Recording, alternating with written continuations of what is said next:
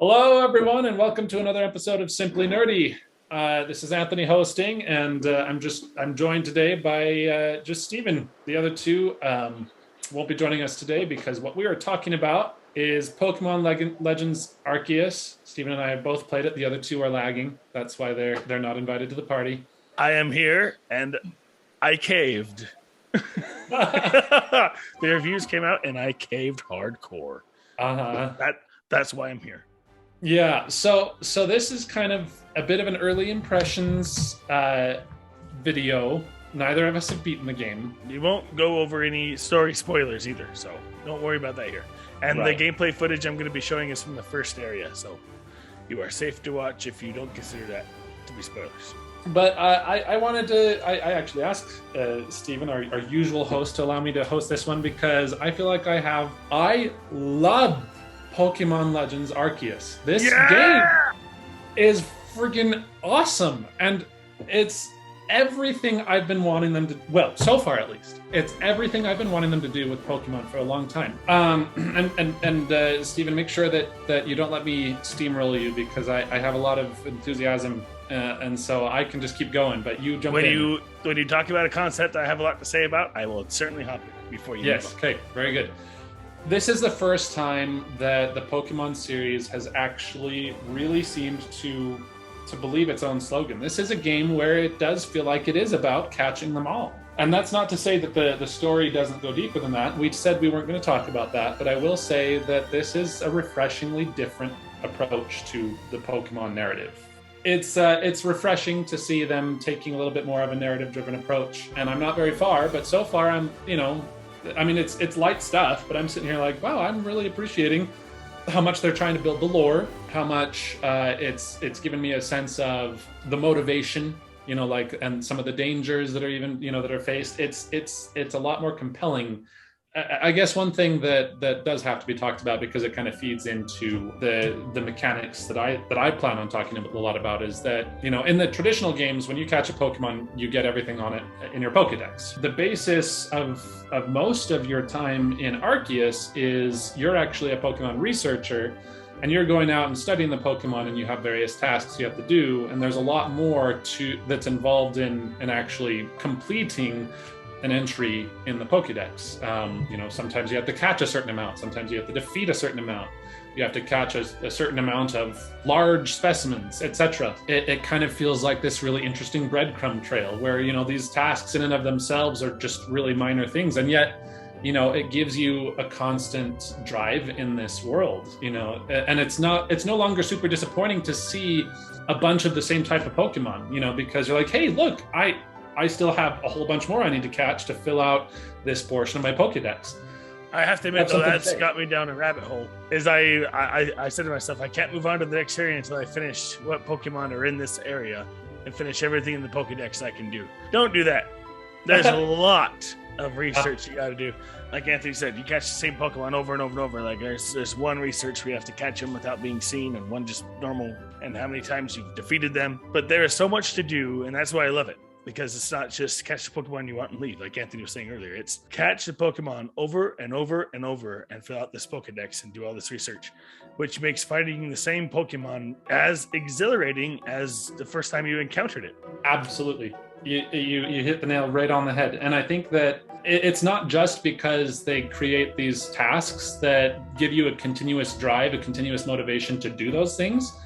One of the things I think that this game nailed that is revolutionary for the series is, and this is probably one of my absolute most favorite things about the game, is that catching has been significantly streamlined compared to the classic games. 100%. So first of all, catching, you don't have to do any battling if you don't want to, or at least most of the time. It can be literally as easy as sneaking up on a Pokemon and smacking it with a Pokeball. And then most of the time, it pops in. Now, before that sounds like you're like, well, that sounds really reductionist, if you're just catching them and that's it. But there's a whole lot more to it than that. I mean, I think the beauty is in the simplicity. So and I can catch multiple Pokemon at the same time. I can, if there's a bunch of them next to each other, I don't have to wait for the animation to finish. I can just toss one at one, toss one at the other, toss one at the other, and then just walk away. And if I catch them, they fly over to my pocket. I can just keep going. And it's perfect fantastic for my ADD. It's great. Well, and it's just it introduces so much more of a flow to the game, and I can't claim that I am the originator of that term. I think I have to give credit to Arlo. You should go watch his video. I agree and basically endorse everything he said in that video. Yep. The term he used, and I agree with, is flow. This game just seems to flow from one activity to the next in a way that is so pleasing that you just hardly even notice. I mean, there's almost no times when you're bored. Like I can't think of any. I mean, anytime it has a very Breath of the Wild-like feel to just this breadcrumb trail of interesting things to do. It makes me feel like I need to address one thing that I feel like is a common complaint about. I feel like one thing that I've heard a lot of people say is this world feels really empty.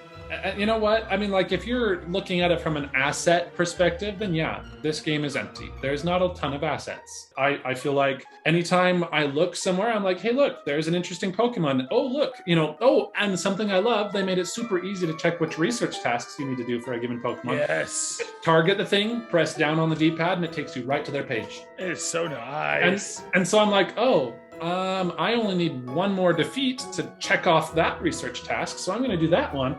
And anyway, it's super streamlined. There's always super interesting things to do. Heck, even gathering berries from the trees. So you use some of the other things you can collect besides Pokemon are like the berries in the trees, because you have crafting in this game too. I'm not punished for using all my potions or high potions or Pokeballs. I can throw as many as I want because I can craft as many as I want without spending any money. So yeah, going back to the trees, I actually really like, at first I was thinking, it seems like it's going to be annoying that I have to throw out my Pokemon every time I just want to collect something from the trees.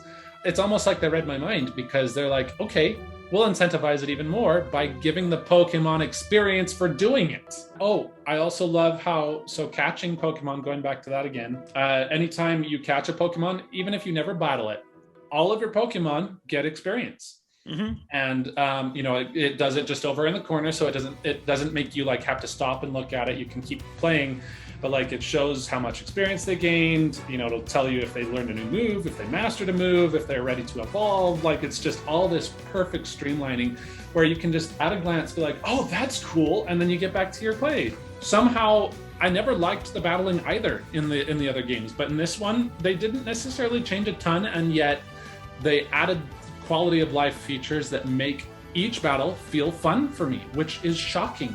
I usually don't like it. Go ahead.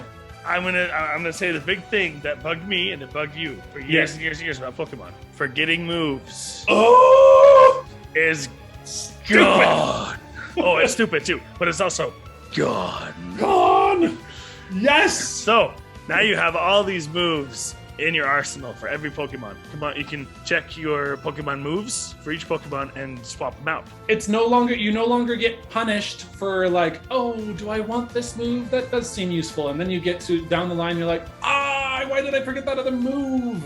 Yep. That doesn't happen anymore. Nope. It's gone, and I celebrate its departure, because I celebrate with it. But the other things I love about the battling, first of all, I really like the nuance of the agile style and the strong style moves. Me too. I've heard a lot of people say, it's not that much of a change, and sometimes battles just devolve into strong move, oh, you got knocked out. Strong move, oh, they got knocked out. Strong move, oh, you got knocked out. Like, I haven't had that experience. I feel like it actually allows you to do a lot more strategy. And part of the reason for that, another one of the things that I think was a major quality of life improvement, was the introduction of the turn order. That actually makes it so that, unlike, as far as I'm aware at least, unlike any other game in the mainline series, you can actually be super intentional about how it's going to affect the battle. Like, for example, if you turn on the turn order palette and then you check your if you switch to agile style for a move, you can tell whether or not it's immediately going to give you a second turn right after that move. Pokemon battling, I mean, it's still relatively simple compared to a lot of systems, but it's the first time that Pokemon has ever felt like I can truly be intentionally strategic. Anyway, the battling, it feels super, like, a lot more intentional. I love how you don't have to transition into the battle anymore. Yes. There's no transition screen. No. No, it's just right there. And plus, battling is as simple as throwing your Pokeball at the enemy with one of your Pokemon inside of it. But yeah, it's super easy. Before, it's like, oh, well, you go into the battle randomly and, it just picks the Pokemon you have at the front of your line right now. But with battling in Pokemon Legends Arceus, you can intentionally choose which Pokemon you're going to throw in a battle, and you know what you're going to be battling. So like, oh, look, there's a bug Pokemon over there. I'm going to quickly switch to my Ponyta because fire is strong against bug. And so then you throw the Pokeball with Ponyta in it, and it goes straight into battle. Like, you just never feel taken out of the game, and it never feels like it's punishing you for doing the things. Yes, you can walk around during battle. That's a big deal for me too. I love being able to walk around and not be stationary. And as a fun little experiment, I hopped in the way of some attacks just for fun. And I didn't take any damage, but I did react to the attacks being done. Stagger or something? Yeah, I stagger and lose my footing or whatever. I think I'm coming close to the end of my list of things that I love about this, but and we can't go much further because, for one thing, we haven't gotten super far, and for another, we don't want to spoil too much for all of you guys. But I'm still, I have to say, a little selfishly, that I am still very glad that the Pokemon Company decided, and Game Freak decided, to take a gamble. This is what I have wanted for a long time. It's checking basically all of the boxes that I have asked for a long time. I've said for ages, please don't make the Pokemon forget the moves. And they said, okay. And I was like, wait, really? Whoa, yes. No. And I've been saying, for ever since people like gave concept images of the idea of a Pokemon of the Wild kind of approach, yes. Pokemon crossed with Breath of the Wild. When Arceus was announced, I was like, ooh, wait, this might actually be the one this time. And again, early impressions, I think it is. This is the fully realized Pokemon Breath of the Wild type experience that I have been wanting for decades. And I am thrilled. I'll just put it this way. If this game can capture the imagination of a self-avowed Pokemon heretic, then it's basically worth anyone's time. There are very few games that can make me this happy playing it, and this is one of them. I guess you heard it here first.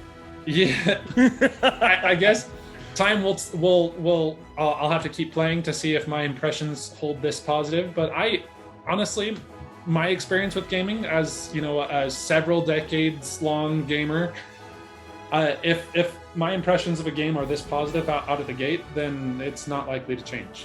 This so far, because like Anthony said, we haven't beaten it yet. But so far, for me, this is the greatest Pokemon game of all time. Oh, for me. Absolutely. I mean, of course, I'm biased. I'm biased. It's the only Pokemon game I like, so that by default makes it the best. You heard it here first. That logic makes sense. Yeah, I just need to stop running my mouth here. I hope that you all give it a chance. It just somehow managed to evolve the series, but it still kept the soul of Pokemon. And that is a feat worth sinking some money into. And celebrating. Absolutely. By sinking your money into it and buying it. And exactly. Yeah. Let us know in the comments what you guys think about the game. Have you picked it up? What are you thinking so far? And is it as magical for you as it is for us? I hope it is, because I love it. Anyway, thank you for listening, and until next time, keep it nerdy. It nerdy. That was a fun one. I've been looking forward to this one.